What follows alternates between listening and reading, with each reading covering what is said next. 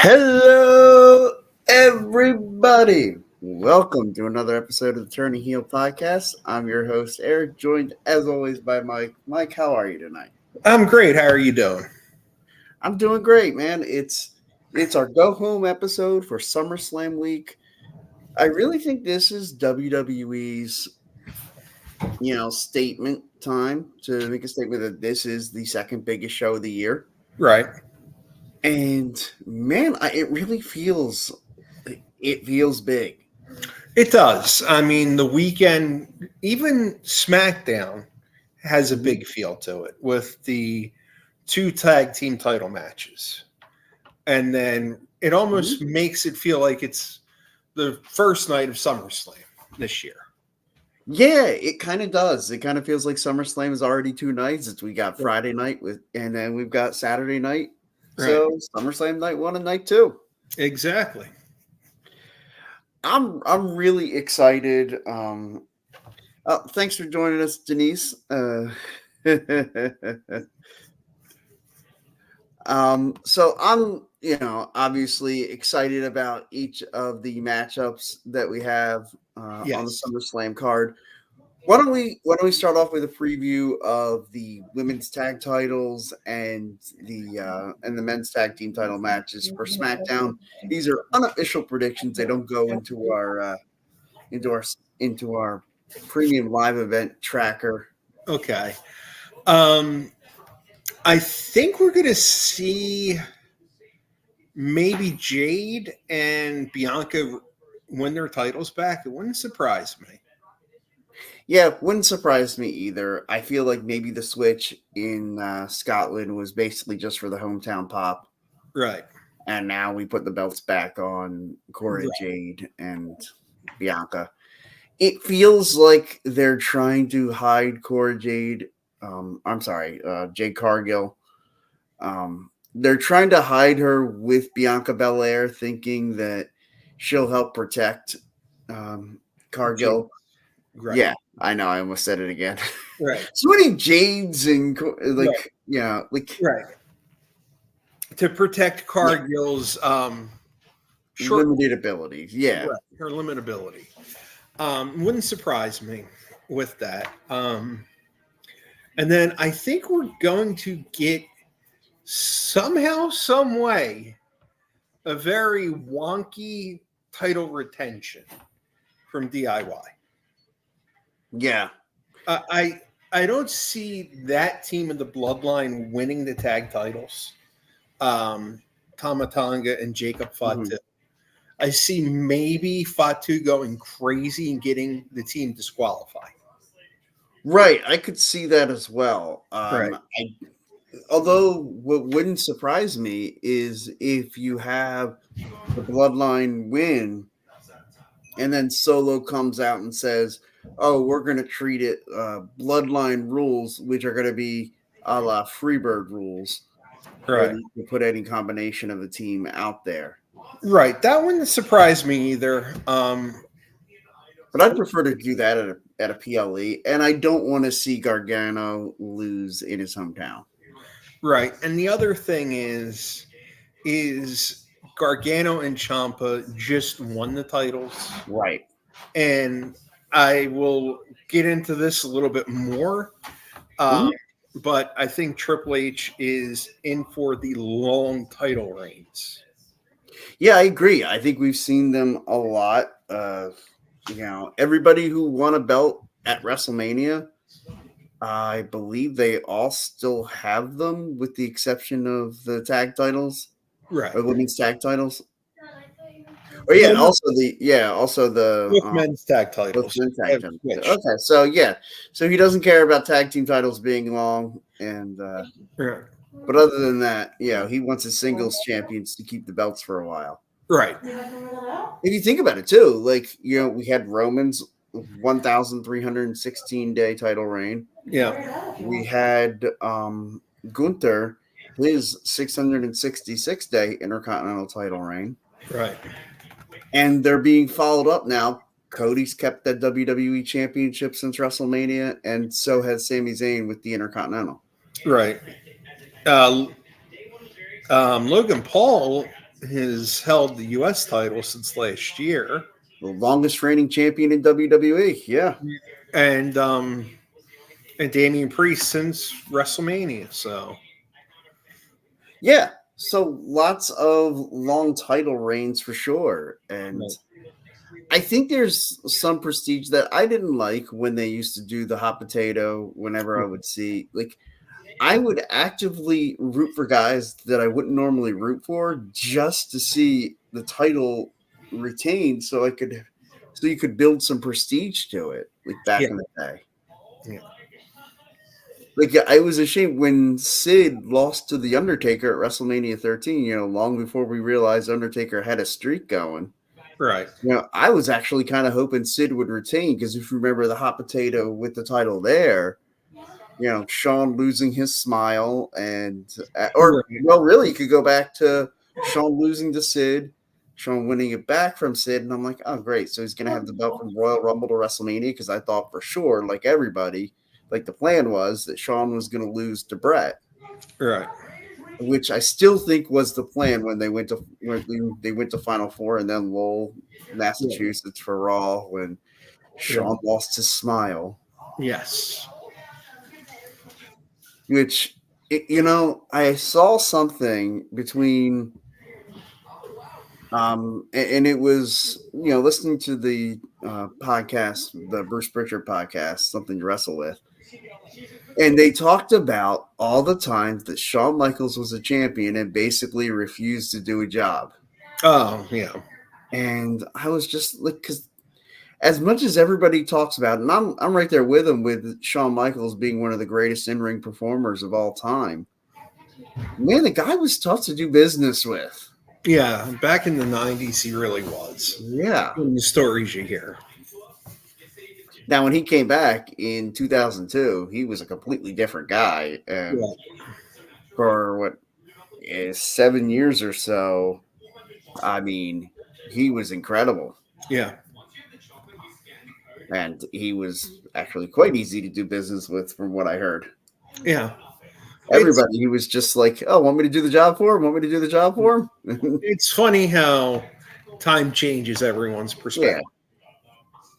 Yeah, and I definitely think that was a matter of like you said, time, perspective, being away from the business for so long, having such a keen mind for it, as we've learned with the way he's run NXT. Yeah. Man, who would have ever thought back in the late 90s? Imagine going up to 16, 17-year-old Mike Rouse and saying, hey, guess what, man? When you're an adult, Shawn Michaels and Triple H are going to run WWE. And you'll be like, yeah, sure, whatever. They'll be champions and they'll be great. And no. They're actually going to run WWE. Right. I'll tell you, you'd have gotten some money off me. Yeah, I think I would have gotten money off of people. That'd be fun.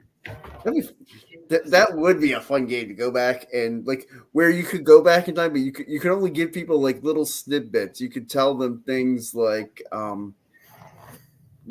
hey, I'm from the future, 20 years in the future, and like me being a diehard Eagles fan. Oh man, are the Eagles going to win a Super Bowl? Yes, they'll win one.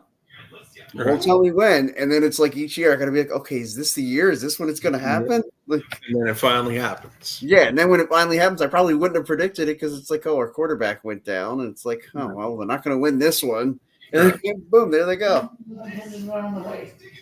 But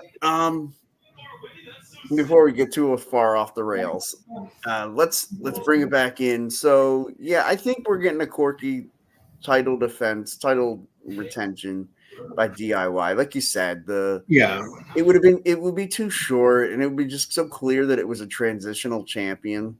Right. If you had DIY lose to the Samoans. Yeah. Yeah, I think somehow, some way we're gonna get a wonky finish. It also could set up more down the line. Sure. Because Cody's going to need some backup going into this match. Maybe DIY comes out and helps out. Sure. I mean, this is something I was discussing with people at work. KO is healthy. Yeah, he was in Japan Mm-hmm. wrestling, so he's going to be available. And then Jay and Sammy have tagged together; they can Mm-hmm. be available. So, How about this for a name of somebody who might get involved to help out Cody Rhodes? Jimmy Uso. very well could happen. I think that could be. He could play an interesting role in SummerSlam. He could, and of course, Yeah, the big name that the big everybody's rumored. Yeah, Roman Reigns. everyone. Are we finally going to see Roman come back? Well, I mean, Solo's dropped his name plenty in his promos, and Yeah, much like somebody else, if you say his name, he appears. that's right. By the way, I watched. We were talking about it off air. Watched NXT. Is there a hotter act in all of pro wrestling than Joe Hendry? I believe. I don't think so. I mean, is this right up there with like the Yes Movement? It very well could be.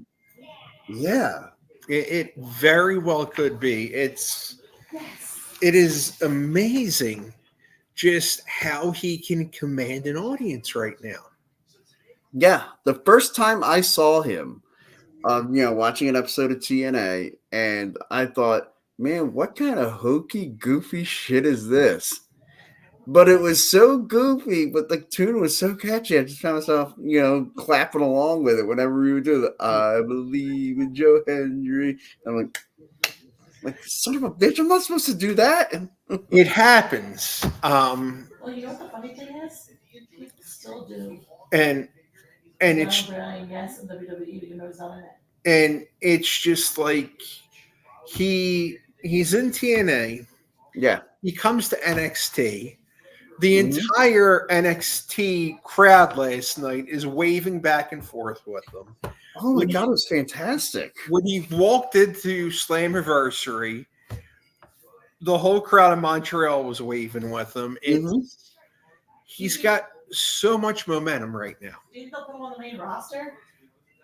It wouldn't stun me. Denise in the background is asking, do you think they might put him on the main roster? It wouldn't stun me. I mean, God, if I'm WWE, I got to be going to TNA. Be like, look, man, how can we get more dates out of Joe Hendry? Right. Like, what do we got to do? It wouldn't stun me if in the middle of the Royal Rumble, oh my God, you just hear say his name and the whole Luke Oil Stadium goes nuts. Oh my God, that I would go crazy. I would, from my couch, I would go nuts. I think we might see that. I really hope we do. But man, it's going to be hard to keep a lid on that act in between now and the Royal Rumble. Like, this guy is ready to take off. Right. Like, I mean, if I'm TNA, I probably would have put the World Championship on him at Slammiversary. Right. Believing that at some point WWE is going to be like, look, man, we need this guy. Like, we'll let him come and do some dates with you. We'll let him do some hits with you, but we need him to be WWE property. Right. And again, I have to believe there's a number TNA can come up with that WWE would just be like, okay, and write a check. Right. TNA, and they purchased the contract of Joe Hendry. Anything's possible with this. I mean, he is so over, and people just you got to take him to WrestleMania. Yeah, and I think they will somehow. It's got to be Hendry Mania. It might be. Whew. Man, that would be something. It would be. Because I keep thinking, I'm like, man, I gotta find because the whole WWE, the whole machine has got to be like, man, if we get with all the marketing you could do with that, with the different T-shirts and the foam fingers and Oh yeah. The hands, like you get the 10 handprints because when everybody's doing the wave their hands. Right. Yeah. They With can those do that. handprints. Do the handprints. I mean, they already have the Yeet hand, so why not have the Hendry hand? And on them, I believe. Right. I mean, that would be awesome. Yeah. Boy, I mean, and like I said, the WWE machine would absolutely love a guy like Joe Hendry. He's so smooth on the mic, and all his moves are just really good. Yeah. He has that ability, like when Roman Reigns the night after WrestleMania 33, was it? The one in Florida when he retired The Undertaker? Yes. And when he's out there and the fans are just booing him, and he thought, man, this is working, and I didn't get it, but whatever. And when he looks at the camera and he just goes, I've got him right in the palm of my hands. Right. And it's like, okay, buddy, one, that's terrific that you believe that, but Joe Hendry really does have everybody in the palm of his hands. He does. Okay, now that we've had our Joe Hendry conversation, let's get into predicting SummerSlam. Okay. All right. So SummerSlam predictions. Start us wherever you'd like. I'm going to start with what I think should be the main event. Mm-hmm. Cody against Solo. Okay, do you want to go first or you want me to go first? I've already typed my pick in. Cody. Yeah. I don't see him losing. Yeah, I don't either. Like Cody's going to retain, and I got to believe at the end of this, the rest of the Samoans are going to be attacking Cody. Right. And Roman's going to come out. I think Jimmy's going to come out first and kind of try to save the day, but like not really being all that successful. Right. And then you hear Roman's music, and Roman comes out. Right. And you almost wonder, is he coming out to help Cody or to hurt him? Right. But I think he's not necessarily coming out to help Cody, but to just stop Solo Sikoa. Exactly.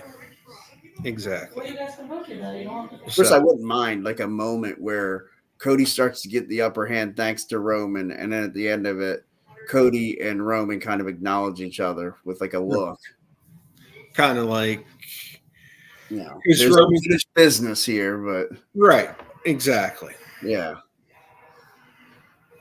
All right, I guess we'll just go down the list. Sure. Next is Damian Priest versus Gunther. I guess I'll just piggyback off what you said earlier with the long title reigns. I think this feels like Damian Priest retaining. Yes, that's what I'm feeling. As much as I like Gunther, sure. From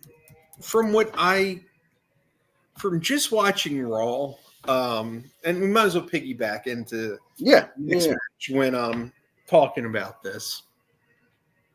Just by watching Raw the past couple weeks, you can see that there's a bigger plan for this Punk Rollins McIntyre.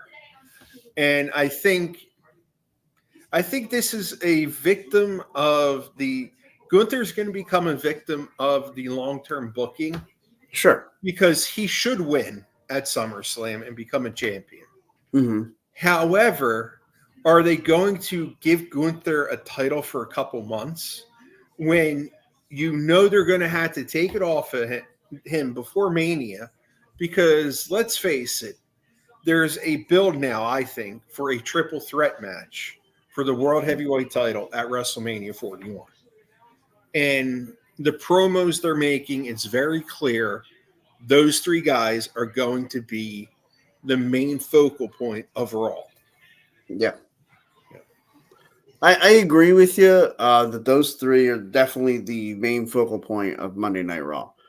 I don't know if they're going to be able to sustain that all the way to WrestleMania. I think that they probably have to have a blow off before that, and then maybe come back with, say, a Rollins Punk. Because I always believe in your WrestleMania matches, like I prefer one-on-one matches. Now I know Gunther and Drew McIntyre and Sheamus had one of the absolute best matches of all time in their triple threat match at 39.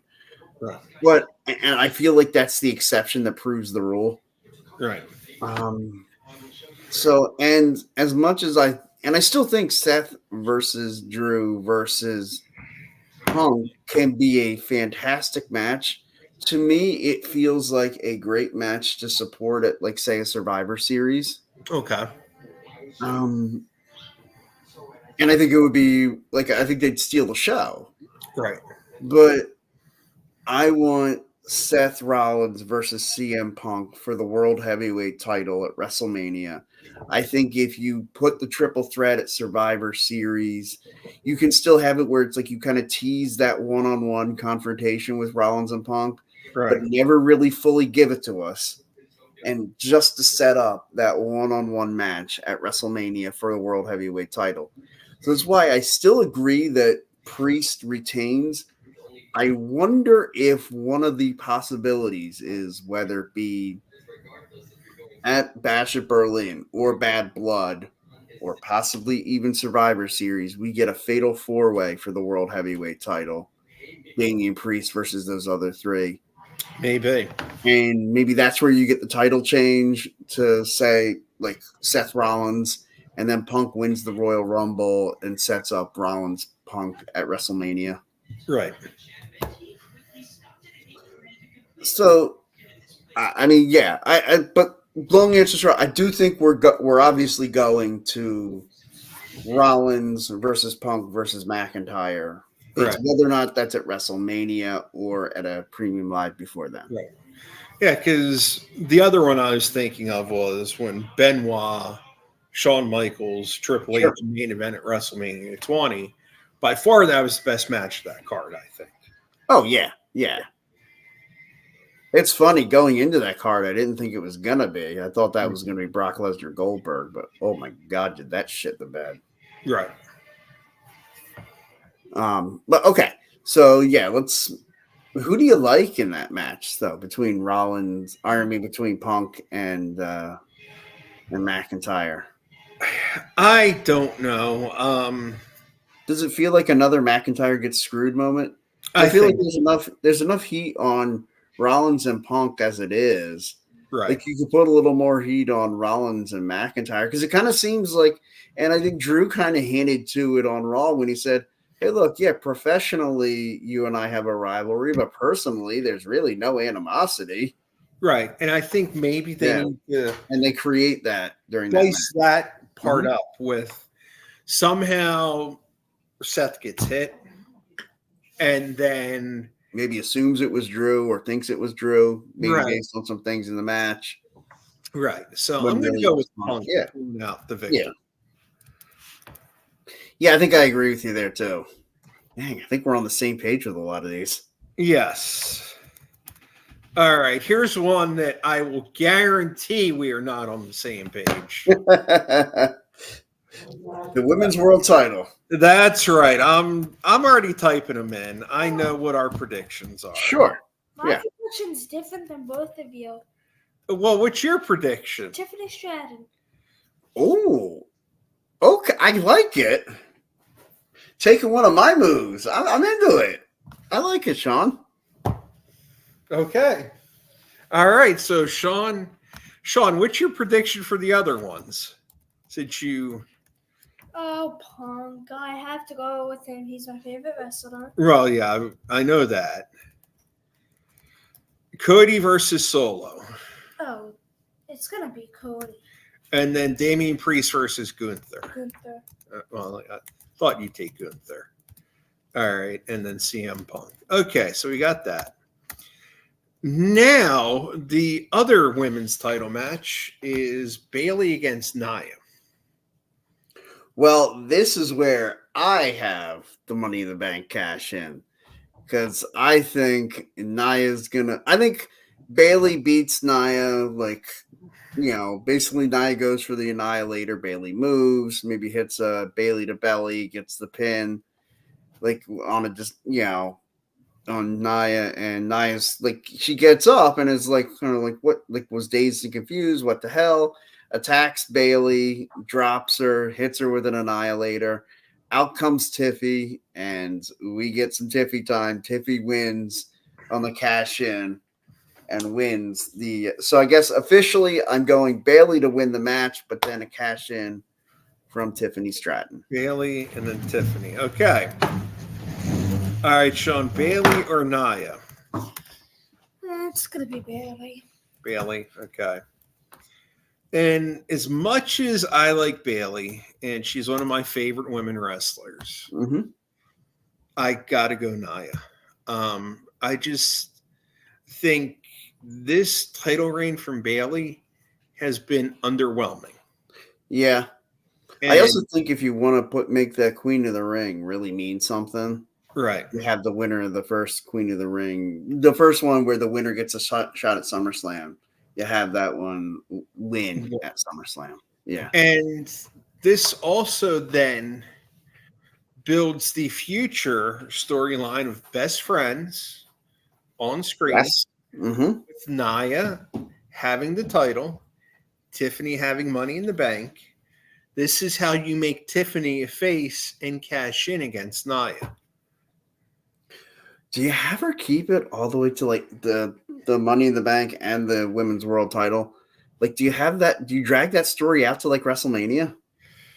I don't know, to Mania? It's like maybe a Royal Rumble or Yeah.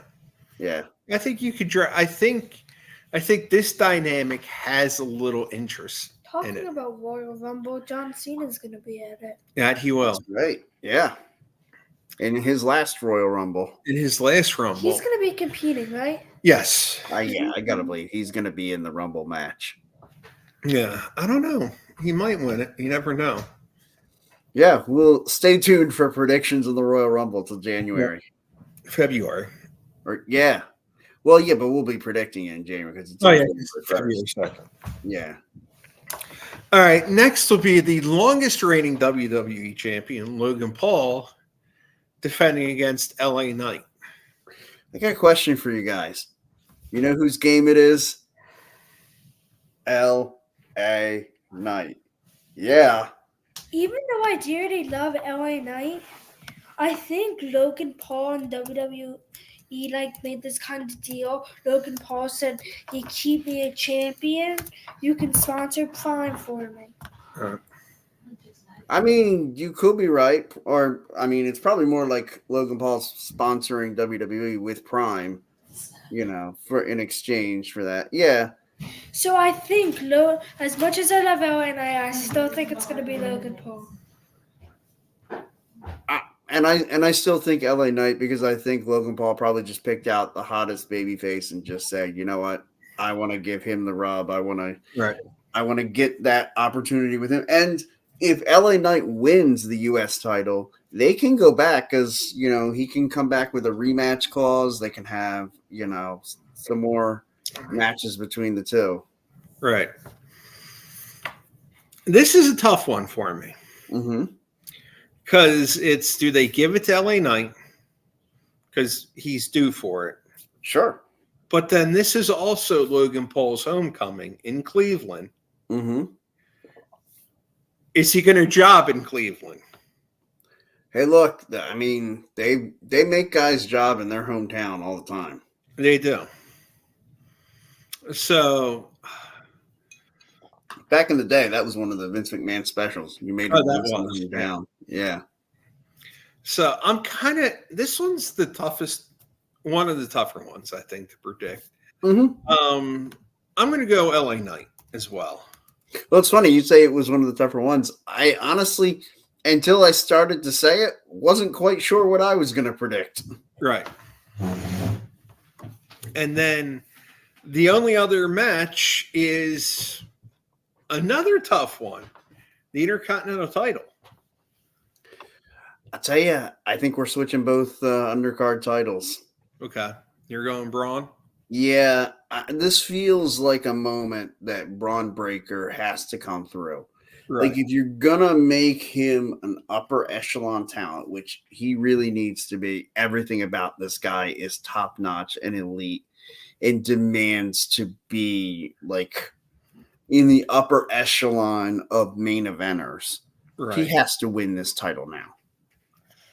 Okay, on the topic of Braun Breaker, this is a tough match to predict, but this might help me predict it. Braun Breaker, Brock Lesnar had similar careers. Lesnar comes back at SummerSlam, maybe. Challenges somebody, Braun Breaker comes out. Lesnar wins, or other way around, and then but he still has that match there. And then after all that, what? Why are you telling me no? No, I'm just. How else is Keep going, bud. Keep going, bud. Keep going. And then with all that, he can not really fight, and then Sami Zayn finds a way to retain. Okay. With the help of Brock. Okay, so you have Brock Lesnar coming back and basically costing Braun Breaker the championship. Right. Oh, this makes better sense. Braun attacks him backstage. Okay. Braun attacks him backstage, and that gives Sami the opportunity. Okay. And I've predicted, I think, Sami Zayn's matches since WrestleMania pretty poorly. Because it's always, is he going to lose the title? Is he going to lose the title? And he always pulls it out. Yeah. Boy, is he going to do it again? But then again, it's kind of like, isn't it time for Braun to win it? I think it is. And I think Sami can easily survive losing this Intercontinental title and move on. I'm getting to that. You could put you could put Sami right into the tag team title match. Because him and Jay just got a big tag win over Finn and JD. Right. So to me, it would make a lot of sense to get the Intercontinental title off of him. Yeah, I think I'm going to go with Braun. And I think this also might free up Sami a little bit in case they need the extra plans. The extra man. Yes. For a War Games match. For a War Games match. Because if it's 5-on-5, we have some stretches here. It could be him with the bloodline. Or here's another option. Chad with the Creed brothers. I hate Chad. And Ivy Nile. I'll tell you, while we're on the subject there, I'm glad you brought up Chad Gable because I want to spend a little time talking about the Wyatt 6. I hate Chad Gables. Right now are the Wyatt 5. Right. So I have a couple ideas why they're still calling them the Wyatt 6, even though there's only 5. Chad's right. Guy, right? Is the 6th a possible, and I'm asking this hypothetically, I don't expect you to be able to answer, but is that 6th spot meant as an homage for Bray Wyatt? Right. Or is it meant for the recruitment of one Chad Gable? Or on another, we all have different ideas here. So, like I said, Chad's with them. Ivanov, Max and Dupree, Julius, Akira Tozawa, Otis, and the other Creed brother, Bronson, I think it is. So everybody has somebody to go against, except Chad Gable. There could come out Sami Zayn and join the Alpha Academy against Chad and the Creed brothers. That could happen. That could easily happen. That could easily happen. Sami, though, does have a history with the Samoans. Yes. And if they have a 5-on-5, and if we get Roman, Jimmy, Jay. That's 3. Mm-hmm. I think the 4th is Jacob Fatu. Or not, not Hikuleo. I'm sorry. Okay. Hikuleo, because I think Jacob Fatu is firmly with the. Okay, because some people have said he might turn. He might. Sure. I don't see it. He seems too loyal and too crazy. What if the 5th is Lance? I don't think it's gonna be. I know. I'm just saying. Oh, come on. I think that's the 4th. The 5th is your honorary use. Is it your honorary use or a Paul Heyman guy? And that's what we're gonna have to divulge into later. But the honorary use does make sense. Yeah. The other thing is if Hikuleo joins his brothers, that's 5. Yeah. Well, my thing is, so the 5 on the original bloodline is Roman, the Usos, Hikuleo, Sami Zayn. The 5 on 2.0, Solo, Jacob Fatu, Tama Tonga, Tonga Loa, and the 5th guy, The Rock. The new measurement. See, I'm wondering. What do you think?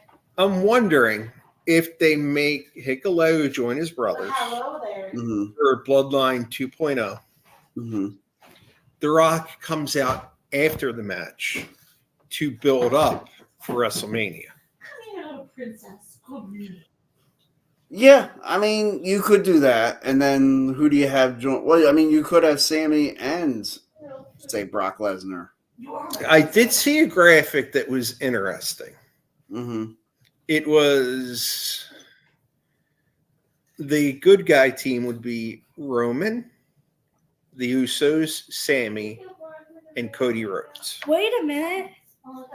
That would be interesting. John Cena said he's taken off 4 events. Right. He could be the 5th person. I don't know.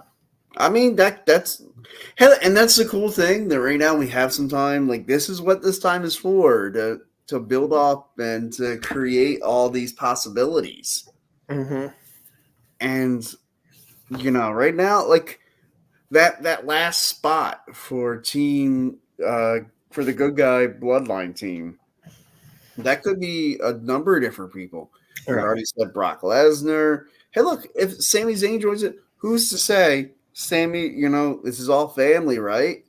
What if Sammy were to go get his brother, Kevin Owens, the guy who's been fighting the bloodline forever? Well, yeah, what if he joined Roman's team? That would be interesting. If the two of them look at each other and Kevin just goes, look, man, I hate that other bloodline. You and I, we've had our wars, but there's some respect, and we can have some more wars if we want. But right now, let's go kick their ass. Right. That would work too. Yeah. Yeah, there's so many different ways they could go with it. Right. But to me, the ultimate angle and the thing you want to get to, and you want to plant that seed at the end of Survivor Series, and like you said, maybe even just after the War Games match, after the original Bloodline team wins and Roman's standing there victorious, and all of a sudden you hear the Rock's music play, and out comes the Rock, and they just have a stare down. Right. I mean, and that could easily lay the foundation. And what I think happens after that, Royal Rumble in Indianapolis, Roman's coming out as one of the participants. And then who comes out towards the end to screw him over? Maybe at number 30, The Rock. The Rock, yeah. Or Brock Lesnar could have his return at Royal Rumble. Right. He could. Oh, yeah, he easily could. And look, and that could be something to build up a match with, say, Gunther. You're right. Especially if you're not going with a title reign from Gunther this time. And, like, you wouldn't have... Because to me, the championship matches for WrestleMania 41, as of right now, in my mind, the WWE Championship match is Cody Rhodes, John Cena. I have either John Cena winning the Royal Rumble or winning the Elimination Chamber and getting to WrestleMania. My world title match is, and I'm not even sure who the champion and who the challenger of this match would be, but Seth Rollins, CM Punk for the World Heavyweight title. And so that would leave, say Gunther, who we have in this world title match on Saturday, and he's not going to win. I want to do something big with him. What about a Gunther Brock Lesnar match at WrestleMania? That was going to be at WrestleMania 40. Yeah, that was rumored for WrestleMania 40. They were going to try to do that. Right. But now it won't have to be for the Intercontinental title, which Brock Lesnar would have never cared about winning. She had a juice and some grapes, now having vegetables. Right. Should I give her another juice? Yeah. Did you give her another juice? Yeah. Or some grapes? I think it would be a good time to have that Gunther Lesnar dream match. Yeah. I think that would make a ton of sense. And of course, also the other big match I want to get to at WrestleMania is Rock and Roman. Right. That has to happen. And I want to make sure, because again, they talked about, if you watched the one YouTube documentary about WrestleMania, which, man, they made The Rock sound like he cared so much about. I love The Rock. I'm a huge Rock fan. But, man, he does a real good job of putting himself over in a lot of these things. Oh, yeah. And when he talked about not wanting to isolate members of the WWE universe and make them feel disenfranchised, and then he jokingly called them again the Cody Crybabies. Right. And he said it tongue-in-cheek, and I actually believe that he meant it as tongue-in-cheek at that moment. Right. But Hold on, but The Rock is hot, though. sure. And so's Liv Morgan. What's your point? Just a female perspective, okay? No, I hear you. You're good. So, and he talked about wanting to maybe eventually get back there to that match of Rock and Roman Reigns. He said maybe just not yet. Right. And so I do think Mike is going to be the next champ. Okay. Thank you. I should be. You're the next champion.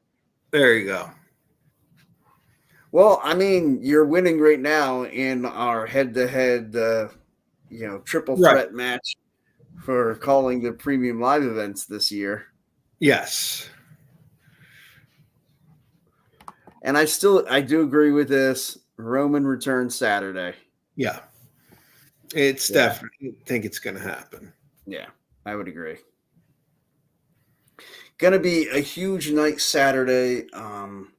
Any big plans? Because I know SummerSlam's always a weird one for me. A lot of times it's whether I be down the shore or on a family vacation right around SummerSlam. This year it works out to where I'm going to be home. I'm going to be able to sit around, watch it on TV. Do you have any? Do you do any barbecue? Do you do anything for SummerSlam, or is it just not really? Yeah, we just kind of watch it. I haven't thought of anything yet. Yeah.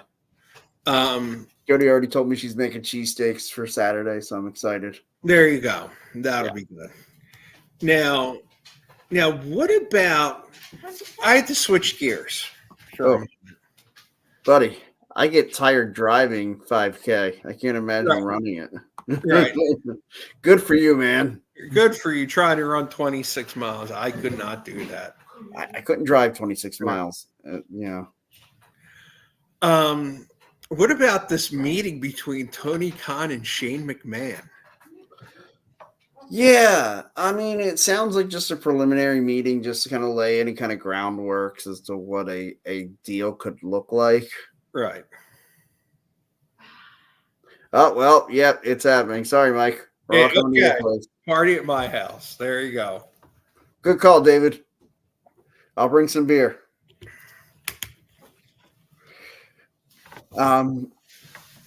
Yeah, it's certainly that's very curious. It's very curious. Shane McMahon had a talk. And what do you think they'd even do with Shane McMahon? Let's face it.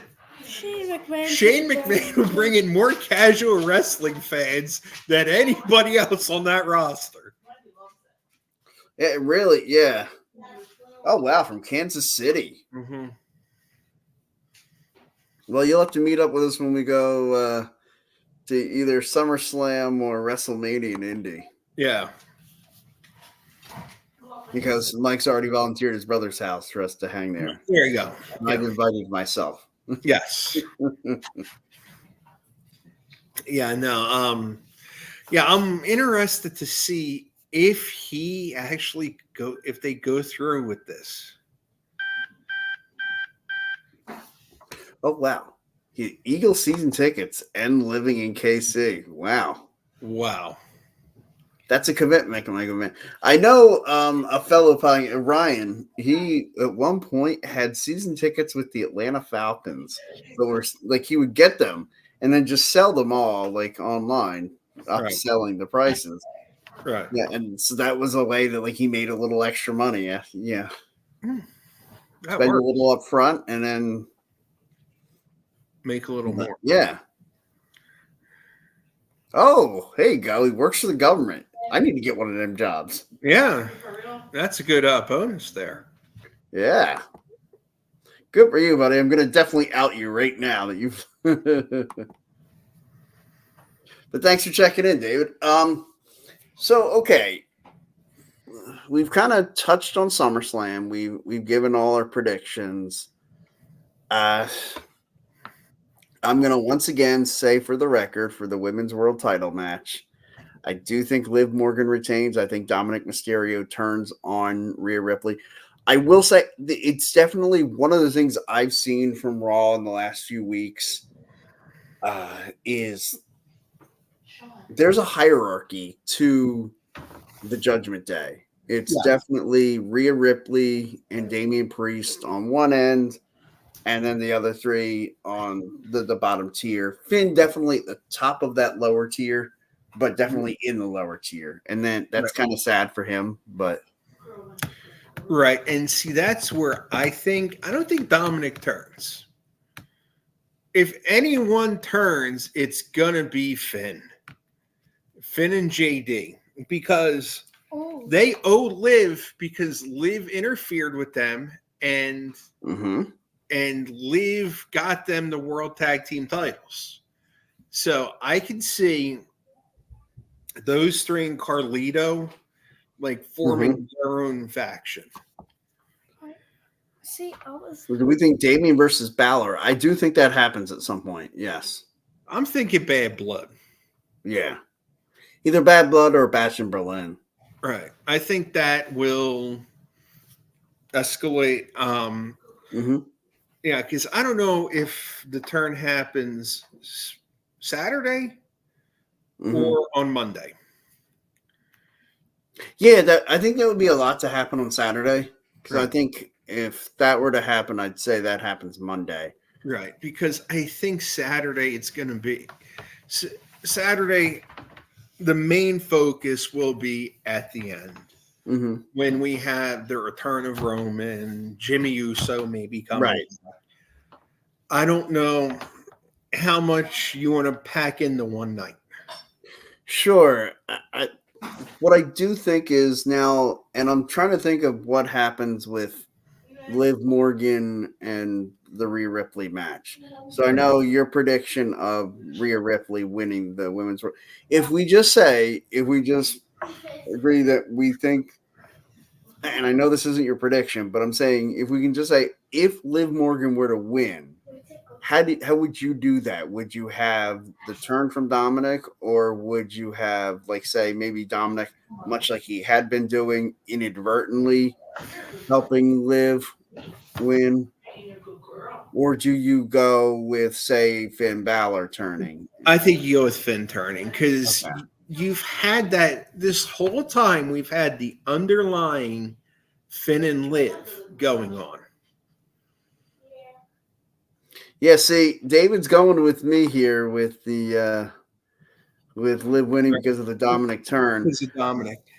I'll tell you what wouldn't shock me is if in the end Liv Morgan's playing this spurned lover so well. Like, it is right out of like Fatal Attraction. It is freaky how good she is at this.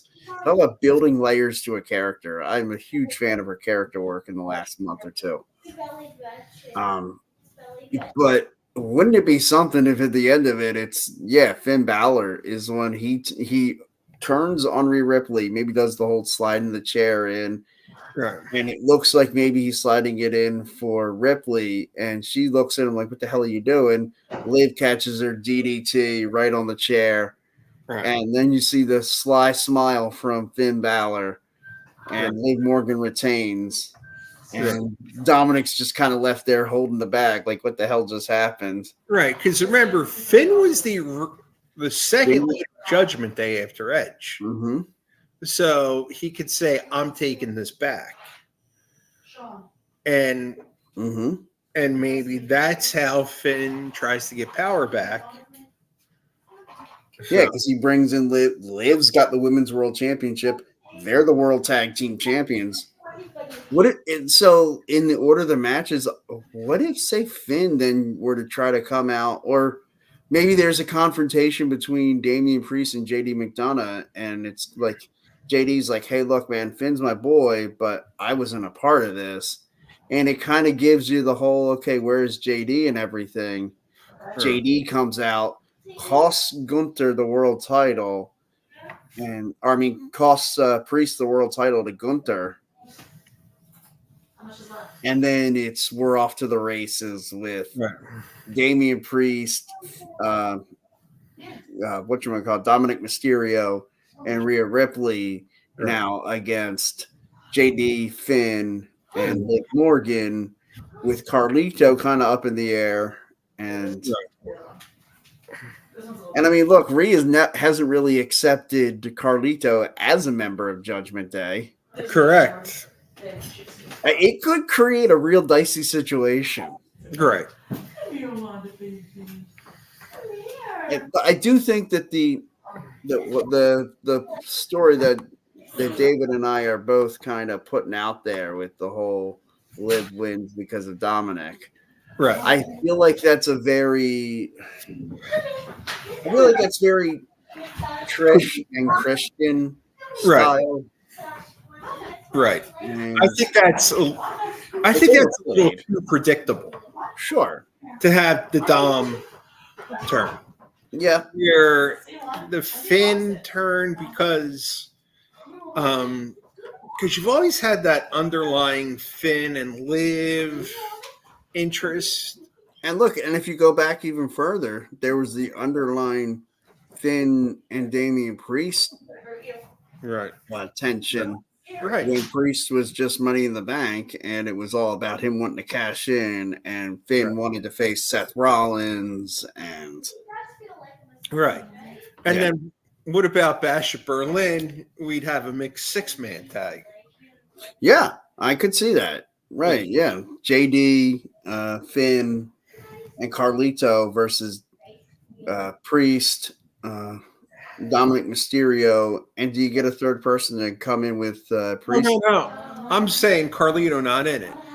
Oh, okay. Yeah. So the intergender match or the tag. Right. Yeah.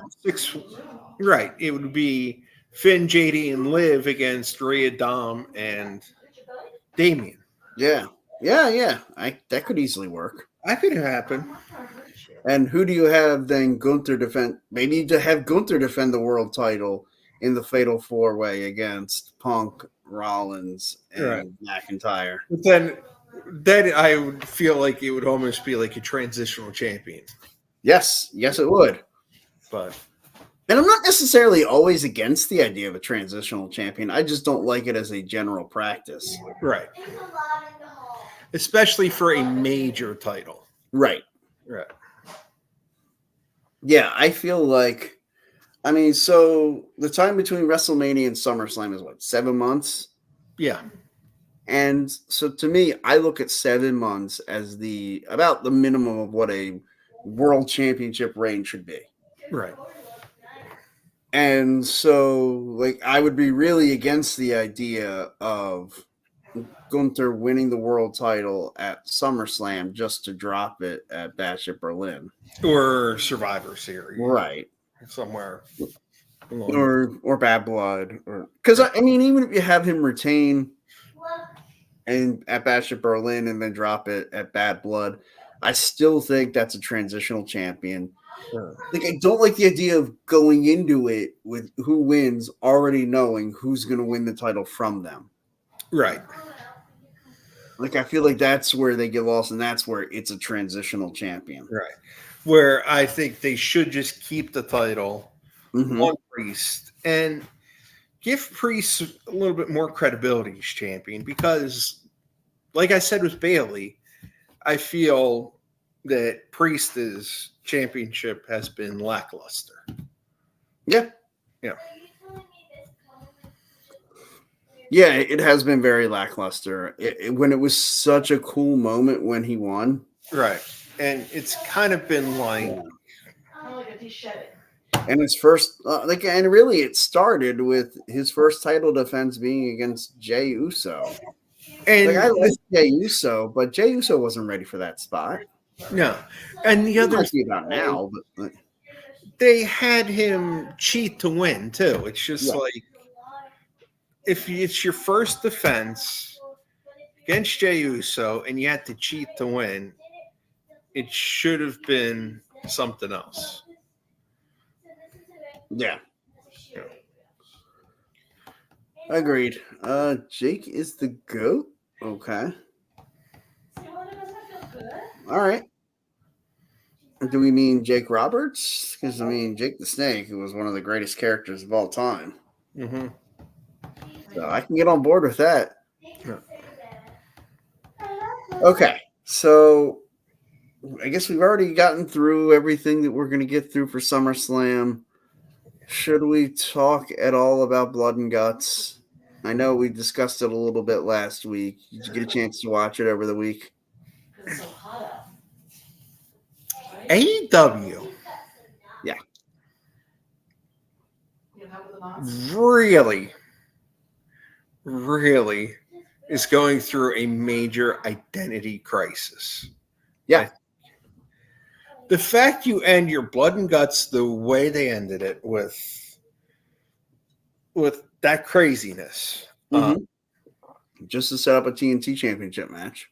Just to set up a TNT championship match. And then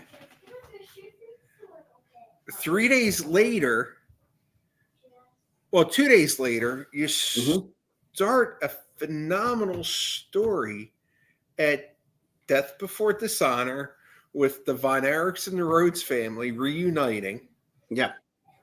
And then having them win the Ring of Honor 6-man championship on Saturday, and make you feel it's just like, what are they doing? Yeah. You get really dumb moments. Like, you couldn't have just had that happen at All In? Right. At major events. Yeah. And then you get, on a Bash at the Belt, a really feel-good moment about wrestling. Yeah. It's kind of like, where do they want to go? Yeah, I don't understand a lot of what they're doing. Like, it started with, and I don't even necessarily disagree with some of this concept, the MJF heel turn. Right. He's at his absolute peak. He's at the hottest he's ever been, and so let's turn him now. I don't even necessarily disagree with that. Like, WWE did that back in the day with The Rock. You know, He was the top babyface. I mean, right there was Stone Cold. But then you turn him heel at Survivor Series and have him win the championship, sell out to the McMahons. But you put him in a top spot. MJF, like, you had him give away this heel turn to what? So he could pile drive Danny Garcia? Right. Like, and I'm assuming now we're getting Ospreay MJF too at All In. Because I thought when they gave away the Ospreay MJF match on Dynamite, I thought, well, they've got to be setting up for a return of Danny Garcia, and we're going to get Garcia versus MJF at All In. No, we're getting the look. It was already a kick-ass match. I don't know what you're gonna do to top that match. I Now don't at All In, like, how do you top that now? You really can't. That's the problem. Well, I think actually you can top it by having Ospreay win on home soil, and then Ospreay saying, and I could see this happening. Mm-hmm. This is no longer the American Championship. This is the British Championship, and just they keep renaming this title. So what? So if Danny Garcia wins it, is it the Buffalo Championship? Danny Garcia, I don't think is going to be in AEW anymore. Why? Oh wow. I just came back from mom. So I mean, do you think he could be becoming the proud property of Triple H and WWE? His contract's expiring soon. I mean, it would be a huge see, and that's the difference between what WWE does and what AEW does. WWE is going to take their young talent that they basically just let sit around and mold for 6 years, and they're going to freaking take them and turn them into household names and superstars. Right. And that would be a slap in the face to AEW, because that's someone that they grew, but then they capped and wouldn't let him go up any higher in the card. And that's the problem, I think, with this company is if you're not boys with the elite. If you're not boys with the elite or a former WWE megastar, you're not going anywhere. Yeah. You're And to me, like, and Danny Garcia is neither of those. So that's why he's got to get out of there. He used that place for what it was. It was meant for him to show off the fact that he could go, he could put on a great match, and he could be entertaining as hell. And I think to WWE, they said, okay, we saw what we needed to see. Let's go get him. Right. If you're WWE and right now you're looking for, I'll just put a nice round number, 10 superstars. You want to sign 10 non-current WWE superstars. And that means if you're signing a tag team that count, like each one, like they count for 2. Okay. If you want to take 10 wrestlers right now that are not currently under contract with WWE and bring them in, whether it be to NXT or to the main roster, like, do you have a few guys that you would say? Yeah. Yeah. Do you want to share them? All right. Since we just spoke of him, Danny Garcia. Why I wanted to bring it up. Yep. Right. Is obviously one of those young talents that I think would be a phenomenal pickup for WWE. Obviously, the one that everyone, and we talked about him earlier, would be Joe Hendry, obviously. Yes, agreed. He would be the top of the list. Garcia is on the list. Jordan Grace is on the list. It's definitely on my list. Yep.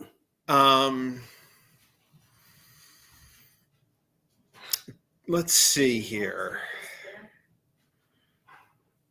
I think, especially with his history with Ethan Page, Josh Alexander would be on my list as well. Yep. Someone who I would love to see go to WWE, just to see how well she could shine there, would be Dr. Britt Baker, DMD. Absolutely, 100% with you. Yeah. Well, they've been on NXT enough. The Rascals, obviously. Yep. So that's 2. So we're up to 7 now. We're at 7.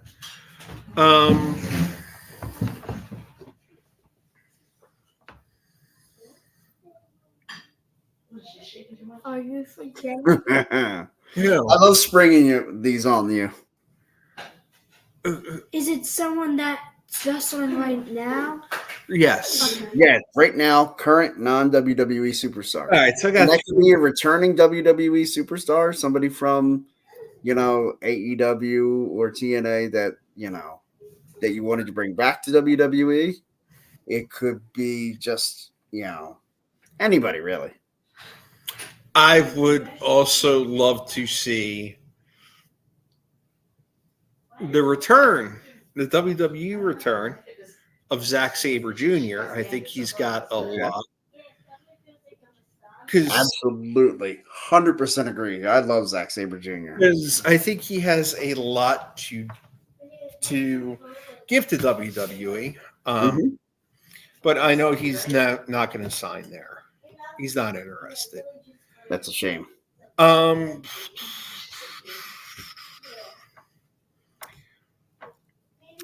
going to save my last one.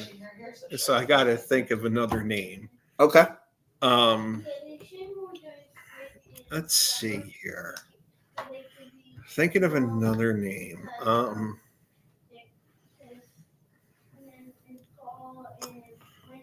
You know what? Remember Sean Shapes are pretty big. Absolute Ricky Starks. I'm with you. To me, like those were basically the first 8 that you named were all the same guys that I had in my mind. Yeah. That last one, the 9th one, it was between him and Sammy Guevara for me. And the 10th one, I would love to see come back. Who? Edge. No. Daniel Bryan. Yes. I'll tell you what, I really think there's a good chance, and I know we've talked about this before, that at the end of this year, when Bryan Danielson's contract is up at AEW and he leaves because he's been saying this is his last year, and I think he's going to win the AEW World Championship at All In. He's going to keep it until World's End and then drop it. Or he might just end up leaving as champion and then they hold it up for a tournament. Right. And maybe even have the Continental Classic instead of being about the Continental Championship. Maybe it's just for the vacated AEW World Championship. It'd be another good look. Those are great choices, Right. Dean Ambrose. But I agree that I would love to see Daniel Bryan come back to WWE. One is a surprise entrant during the Royal Rumble, and then like even if he wanted to just come be a part of NXT and help some of the young talent there, and maybe even instead of how Brock Lesnar or The Undertaker, Shawn Michaels, they had all their WrestleMania matches. Well, in particular, Undertaker, he would just come back for the one match a year. Right. What if Daniel Bryan came back every year around Stand and Deliver time and wrestled somebody at Stand and Deliver from NXT? Right. Now, another thing I've seen of interest is what about the Hardys going to NXT? Would love to see it. I just, man, and Jeff Hardy could probably coach so many of those young kids on, hey, basically just don't do what I did. Exactly. The best, if they were to get the Hardys back, you would have to do the Punk and the Jeff feud. Well, no, the Hardys have said they want to go back, but if they go back, they want to go to NXT. Why? I think it'd be fantastic. I would love to see them in NXT. It would make a lot of sense. It would be a Hardy feuds, and it would give them a resurgence, I think, because that is another huge flop in AEW history was the Hardys? Yeah. The Hardys run in AEW. Yeah, I would love to see the Hardys back in WWE as a part of NXT. Right. I think the stability of spending so much time in Orlando in one area, I think that stability could work wonders for Jeff. I think so. Hear me out. Of not being out on the road all the time. Yeah. This is why WWE is better than AEW. Well, we could spend another hour talking about that, but the Hardys had Cody Rhodes, had CM Punk. They butchered all of them. and yet they're all Right. two of them are being one of the most popularist in WWE now. I would argue that all four of them are going to be in the WWE Hall of Fame when they're ready to retire. Yeah, they will be, as they all deserve to be. Yeah. Well, Edge is already in. Yeah. But I mean, like when he was talking about CM Punk, Cody Rhodes, the Right. Hardys, I think all four of them are going to be Hall of Famers. Yeah. Oh, absolutely. All right, guys. I think that's about it for us. We've had a little bit of a marathon show. Thanks for hanging with us. Anybody who did, or if you just popped in and out, we appreciate that too. Give us a like, give us a share. Follow us on all our social medias. You can see down here at the Philly Sports Alliance. I want to thank David for chiming in, Rummelston for chiming in, and thank you to your wife Denise for chiming in to give you that first to give a comment tonight. Appreciate it. Everybody, have a great night and enjoy SummerSlam. Mike, anything to add before we get out of here? No, I think we've touched base on everything, and I think I'm ready for Saturday, even Friday, Saturday. I'm ready for both.